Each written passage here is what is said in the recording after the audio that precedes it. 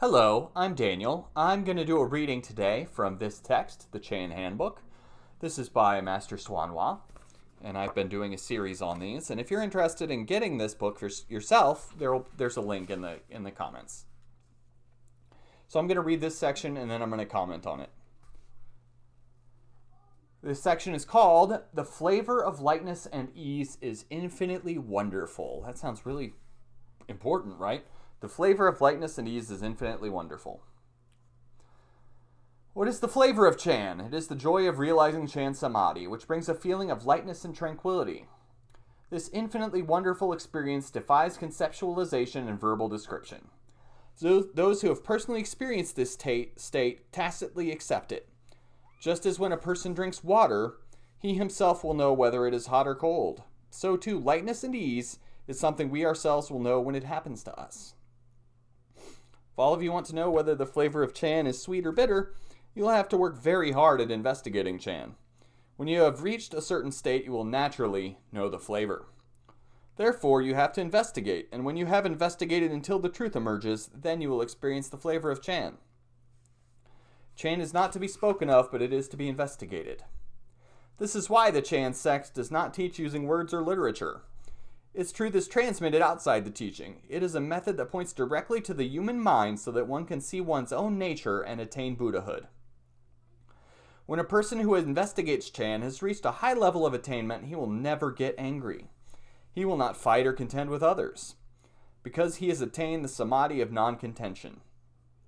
He will not pursue fame or gain, because he looks upon wealth as being dewdrops on flowers. He looks upon official status as being frost on a rooftop. Both vanish without a trace in no time. So, the flavor of Chan. That's a metaphor. And I like it. And the reason I like it is because this is a practice. This Buddhism is something we are doing. It's something we're doing, and that's very important. So, just like if you're hungry, reading a menu does not make you full. It can give you lots of information about the food, right? If it's a really good menu, it's not going to make you full. Same thing. We can read books like the Chan Handbook or lots of different Buddhist texts. We can even listen to lots of Buddhist teachings. But nothing compares to actually doing the practices. Nothing compares to doing meditation practice. If we do our diligent meditation practice, that's when we'll experience the flavor of Chan. That is like eating the meal to get full. So, lightness and ease, what is that all about? It's about we're putting down our baggage. We're putting down the shit that's holding us down. So we're not obsessing about the past or the future, and we're not holding on to deluded ideas about ourselves and the world around us. We're learning how to see clearly. Those are all things that hold us back and hold us down. Those are burdens we're carrying. If I'm obsessing, and again, it's not about, I should learn from the past and I should plan for the future, but I shouldn't live in either of those. I need to live here because here is where I live. And obsessing about the past is carrying a burden. And obsessing about the future and thinking when this or this lines up in my life, then I'll be happy. That's carrying a burden too, and it doesn't serve us. So that's why we're talking about lightness and ease, because when we put down these things, when we put down our shit, we feel better. When we put down our shit, we feel better. When we learn how to put down our baggage, when we are honest with ourselves and we're honest with others, we feel better. And that's what that lightness and ease is about. And the part about non-contention, where he says, never get angry, not contend or fight with others.